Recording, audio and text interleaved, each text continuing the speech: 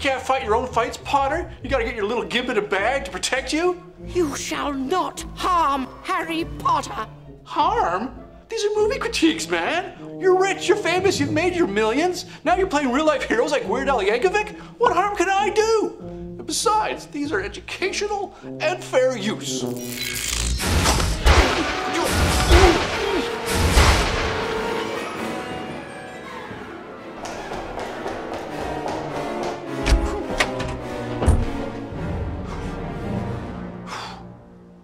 Dobby's the worst.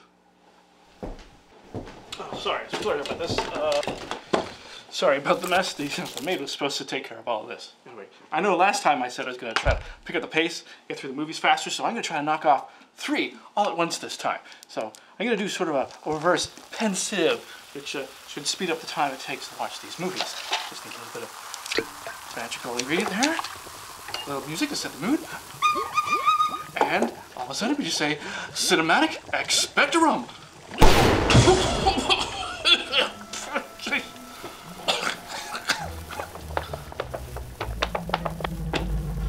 You know, even Harry Potter fans tend to put this one near the bottom of their list.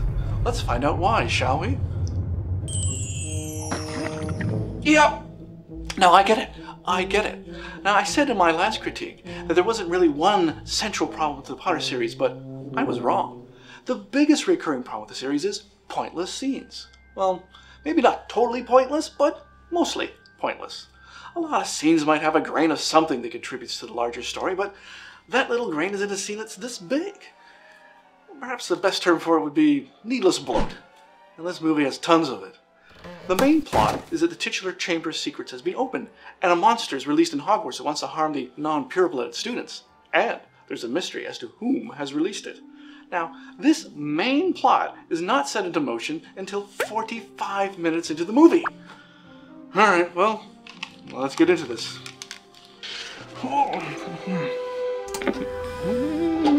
Magic. Alright, first we start with the Dursley scene. Oh God, the Dursleys. I still hate these people. They are so cartoonish, they just don't tonally work with anything else. And to make matters worse, this "my boss is coming over for dinner and we need to impress him" routine is so cliche, it's what every bad sitcom does when it runs out of ideas. Ah, Superintendent Chalmers, welcome. I hope you're prepared for an unforgettable luncheon. Simpsons did it. Then Dobby shows up. Dobby knows about the plans to open the Chamber's secrets at Hogwarts, and he wants to warn Harry, but conveniently can't say anything that might actually help. So the best he can do is screw with Harry's life in ways that create more emotional and physical damage than the Chamber's secrets ever does. Dobby's the worst. This whole sitcom scene ends with Dobby getting Harry super grounded, but this problem is solved 60 seconds later when Ron comes along and breaks him out. Even though I don't know how Ron knew Harry needed rescuing or how he knew exactly what kit to bring to bust him loose, I'm sure it had something to do with magic. The next 7.5 minutes are spent hanging out with the Weasleys and shopping for textbooks. The only grains of story information in here are Mr. Weasley works for the Ministry of Magic and Ginny has a crush on Harry, things that are relevant in future movies but are no consequences to this one. Harry ends up on the wrong side of the tracks in Nocturne Alley and he wanders around this shop for 2 minutes, not that anything comes of it. When the locals start getting a bit too handsy, he's saved by Hagrid. Now might be a good time to start the people suddenly appearing just when the plot needs them to counter. Let's call it the, what's all this then counter. The only story grain in this scene is the casting of suspicion on Hagrid for later. What was he doing in this bad part of town? But it's Hagrid! Do we really think he's going to be the bad guy? All the misdirection towards Hagrid in this movie is just as weak as the misdirection on Snape was in the first film. These movies have a big problem with the lack of compelling misdirection.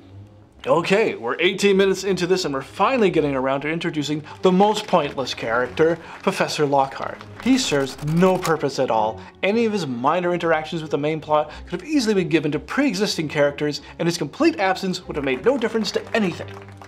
Then we bump into Draco Malfoy. Time to start the useless Draco scene counter. Sure, he has some significance to the story late in the series, but for the first few movies he's just there being a jerk for the sake of being a jerk. And he's so incompetent as such, he gives the Dursleys a run for their money. Worst bully ever! At least Lucius Malfoy has significance to the plot. This is where he slips Tom Riddle's diary into Ginny's pot. That sounds kind of rude. We're 20 minutes in before a truly significant plot point happens, but we're still 25 minutes away from that main plot actually kicking into gear. This is painfully slow pacing.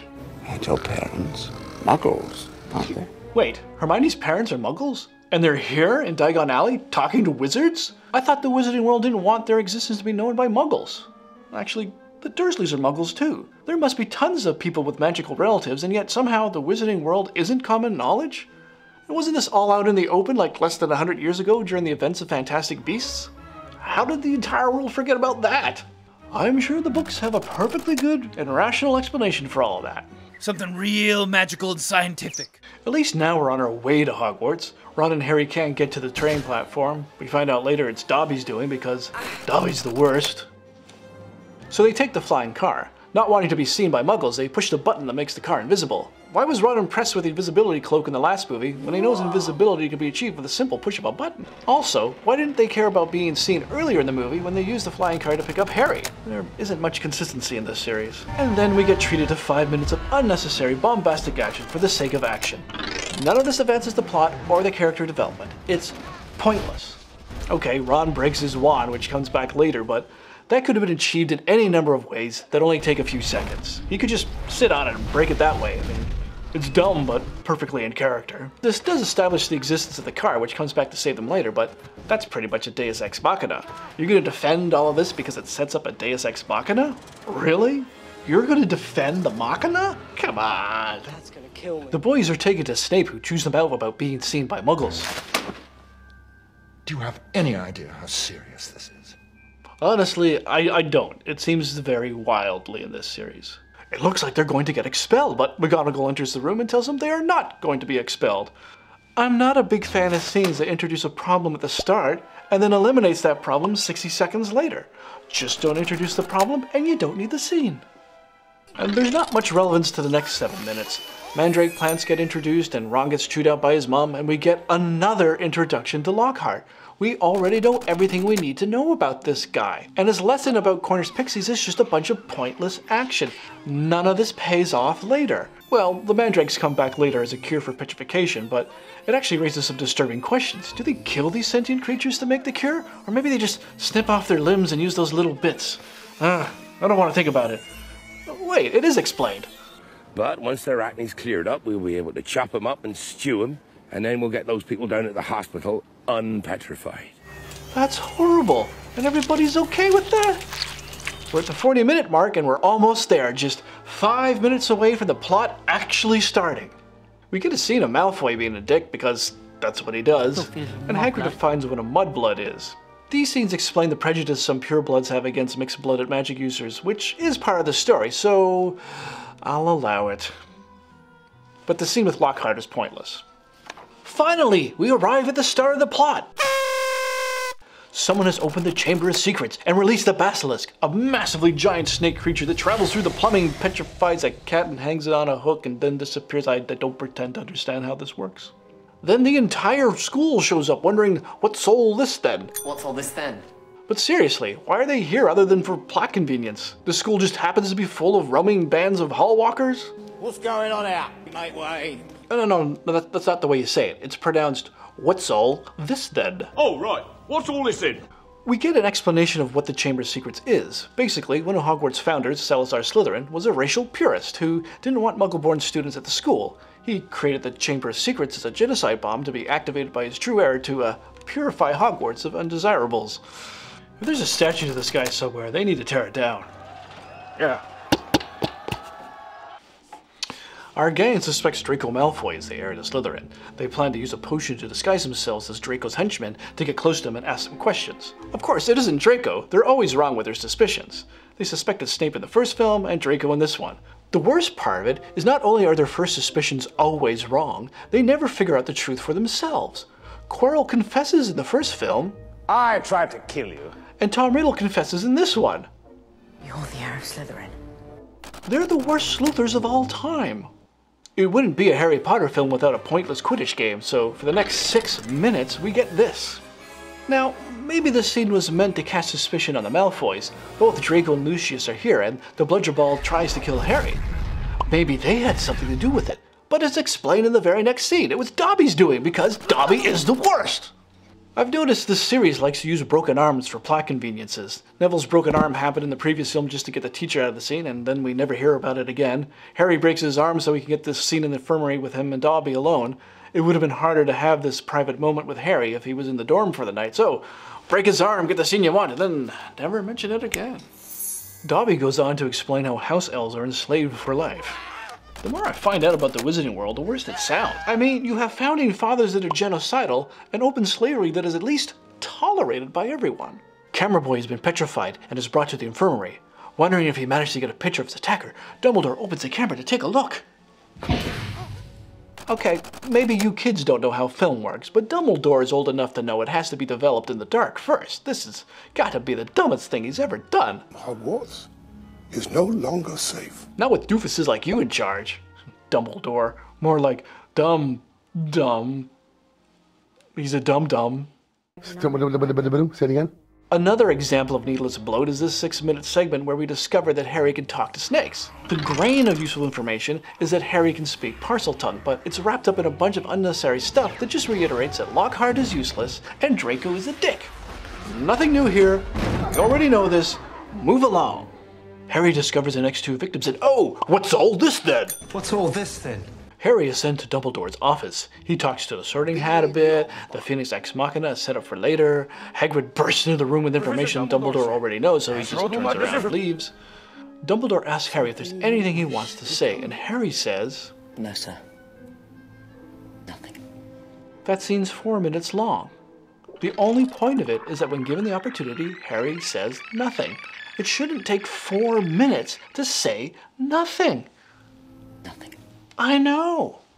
The gang then executes their plan to impersonate Crabbe and Goyle and question Draco. They spend 8 minutes doing this and find out it wasn't Draco who opened the Chamber of Secrets. 8 minutes to discover nothing. Nothing. I know. Now, running into a dead end while sleuthing is standard practice. I mean, it happens all the time. There's nothing inherently wrong with it. It's just the amount of time spent on it. Don't forget, there's 2 other scenes earlier in the movie setting this one up. It's a lot of scenes for this tiny piece of information. Basically just checking someone off a suspect list. Harry gets his hands on Tom Riddle's diary, which gives him a flashback to the last time the Chamber of Secrets was opened, resulting in the death of Moaning Myrtle, who haunts the girls' bathroom to this day. Tom accuses Hagrid's pet spider Aragog of killing Myrtle. Hey, remember that there were spiders at the scene of every petrification? That certainly casts suspicion on the spiders. Of course, we find out later that the spiders had nothing to do with it. They just happened to be at the scene of every murder and nowhere else, because that's the laziest way to cast suspicion on someone. Oh no, Hermione has been petrified! Well, they've already established a cure is on its way, and there's no mention of a time limit for how long someone can stay safely petrified, so, oh, sure, who cares? Ron and Harry go to talk to Hagrid about his old pet spider, but get interrupted by the Minister of Magic, who has come to throw Hagrid into Azkaban prison. Then Lucius Malfoy shows up to tell Dumbledore that he's been suspended as headmaster. This leads Hagrid to say, Take him away and the Muggle-borns won't stand a chance. You mark my words, there'll be killings next. It isn't clear who he thinks will be doing the killing. If he means the monster, I don't know why he thinks not having Dumbledore around makes things worse. Dumbledore has never personally prevented an attack, and none of his safety measures has stopped attacks from happening. I think Hagrid's referring to the children. Without Dumbledore around, they'll turn on each other and start a race war. Damn, Hogwarts is a horrible place. Acting upon Hagrid's terrible advice, Ron and Harry follow the spiders into the Forbidden Forest. This leads to an 8-minute sequence where the spider tells them Hagrid did not open the Chamber of Secrets. 8 minutes to learn nothing. Nothing. I know! I f***ing know! And of course, they take the spider's word for it, even after it tries to feed them to its children. I mean, it seemed like an honest giant man-eating spider to me, so why not? Then the car shows up to save them Deus Ex Machine style, which leads to a bunch of empty action for the sake of action. None of this pays off. Wait, I thought this car could fly. The flying gear's jammed! Oh, the magical flying gear is jammed. But if you try pushing that button that makes you invisible, that would probably come in handy now. Oh, you push really hard on the flying gear. Now it flies. Yeah, this scene is totally contrived. They find a note in Hermione's hand, proving that the nursing staff is as negligent as the teaching staff. The note explains that the monster is a basilisk, a creature that will magically kill you if you look directly into its eyes. Then why have people been petrified rather than killed? They deduced that everyone looked at the basilisk indirectly, including Camera Boy. But that wasn't an SLR camera with a mirror, so he was just looking through a glass viewfinder, meaning anyone looking through glass should be just fine. Good to know Harry's in no danger at all. They also deduced that it gets around via the plumbing pipes. Yeah, this thing, through the pipes. The Basilisk has upgraded to kidnapping, and Ginny Weasley has been taken to the Chamber of Secrets. Pointless Lockhart shows up and has volunteered to save her since... Weren't you saying just last night that you've known all along where the entrance to the Chamber of Secrets is? Well, given that it's nighttime now, last night must mean almost 24 hours ago. So he said he knew where to find the place where the monster's been living that's been attacking the children all this time, and they decide to sit on that information for a day? Great job protecting the kids under your care, Hogwarts faculty. They find the Chamber's secrets, but Harry and Ron get separated and Harry has to go it alone. This is the only real impact Lockhart has on the plot, and it could have easily been achieved with, gravity? Harry finds Ginny unconscious. The ghost of Tom Riddle has been influencing her to open the Chamber's secrets. He also had her write the messages on the walls, but never explains where she got the blood from. The victims were petrified, not murdered, so, Oh, is she an early bloomer? Ew, could this be the blood of Aunt Flo? No, wait, let's think about this. The first message appeared before Hermione started to make the Polyjuice potion, and the second message appeared after they used it, so how long did it take to make the potion? Well, how long will it take to make? A month. A month? Okay, I guess that proves it. 1 month between messages. I think I've ruined this movie for everybody. Tom Riddle confirms that he framed Hagrid for the murder of Moaning Myrtle. You framed him, didn't you? Only Dumbledore seemed to think he was innocent. Wait, so everybody other than Dumbledore believes that Hagrid is responsible for his student's death. And he still works here. Tom reveals the only person he really wants to kill is Harry. How is it that a baby with no extraordinary magical talent was able to defeat the greatest wizard of all time? Does he really believe that Voldemort was killed by a baby? And Harry's mom was there too. All the flashbacks show it was only the three of them in the room, so how does anyone know what went down? In this wizarding world full of spells, curses, and charms, is it so hard to believe that his mom took out Voldemort, or at least put a protection spell on Harry, which is exactly what happened? Everyone is so fascinated with how Harry defeated Voldemort, despite the lack of evidence that he had anything to do with it. Other than being the boy who lived, I'll give him that. Tom proves via the power of anagrams that he is Lord Voldemort and sicks the basilisk on Harry. Don't worry, Harry, it can't kill you. You're wearing glasses. Oh, shit. Okay, well, now he's in trouble. Luckily for him, a new record of Deus Ex Machinas in one scene is set. Or should I say, Phoenix Ex Machinas. It brings him the magical hat. It saves Harry by gouging out the basilisk's eyes, and the magical hat produces the magical sword, and Harry is mortally wounded by the basilisk just before he kills it, but the Phoenix has magical tears of healing power, and he's saved. Again, introducing a major problem and then solving it 30 seconds later. Why do writers do this? Oh, and he stabs a diary, killing Tom Riddle. The end. They spend 13 minutes wrapping everything up. Lord of the Rings took twice as long to wrap things up, but this is no Lord of the Rings. Lucius Malfoy is tricked into freeing Dobby, even though he's still the worst. I mean Dobby, not Lucius. I would never say that about Lucius. Then they all applaud for the murdering of Mandrake babies to cure the petrified people.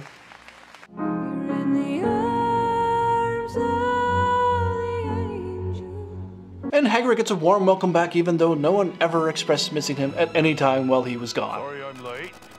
That's the end. Again, there's nothing in a technical aspect wrong with this movie.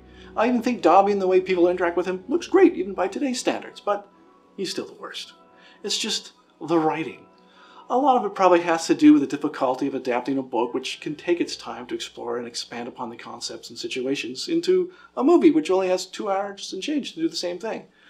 For example, Dumbledore and Hagrid being removed from Hogwarts is too big of an event to omit from the movies, but there wasn't enough time in the movies to give that any kind of weight. These are the 2 most important people and allies to the main characters, and yet nobody expresses any concern about them not being around. And when Dumbledore returns at the end, he's just suddenly there, and a line of exposition is used to explain how it all happened off screen, and it still takes 13 minutes to wrap things up. And when Hagrid returns, he actually jokes about spending extra time at Azkaban prison like it was no big deal. The ignoring of and glossing over important events just drains them of the emotional impact that they should have. Anyway, I really was trying to get through these faster, but apparently I have a lot to say about each one of them, so just one critique for today. See you later for the next one. Ooh, I hear it's pretty good. Let's check it out.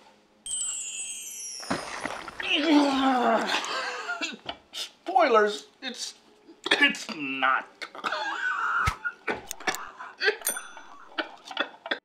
You've got genocidal founding fathers and slavery that is open slavery. And open slavery that slavery. And open slavery that is slavery. I'm gonna get this line sometime. This freaking thing. Open slavery that is an open slavery that is an open slavery that slavery. God damn. I should be able to know how to pronounce this word. It's just the best word ever. Slavery.